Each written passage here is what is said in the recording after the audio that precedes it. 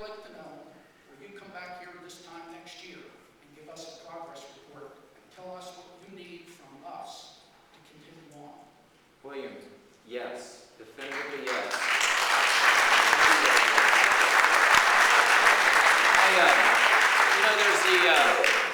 There's the best indicator of, I use this at our companies all the time. I say, listen, the best indicator of future performance is past performance. I'm not really impressed when someone comes up and they talk and talk and talk, but yet you look at their actual performance record and it doesn't match up with their rhetoric. I'm more interested in a track record of success, a track record of following through on what you've said. And I believe if you look at how Terry and I have lived our lives and how we've run our businesses, we've had the privilege of starting well, now 3 or 4 dealerships at one time, and we've got 3 right now, but we've been accountable to our customers. We were the folks that had our home phone number up all over the dealership, and people thought we were crazy. They really did. And I said, no, if we stay true to our core values, and we have a mission statement and guiding principles of values at our dealerships, I say if we stay true to our core values, why should we be afraid of hearing from a customer?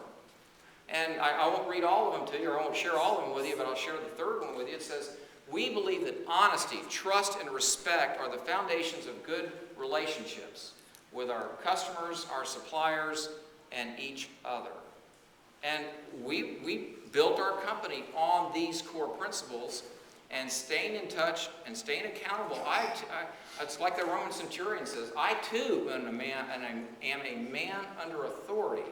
And I am a man under authority. I mean, I report to my banker, I report to my customers, I'm accountable to Ford Motor Company, and I would see this as a service that, that this principle of servant leadership, that I'm here to serve you and your families, to make sure your young people have got jobs and that we have the fiscal discipline necessary to truly pass on the blessings of liberty and freedom to the next generation. I believe it's all at risk, William.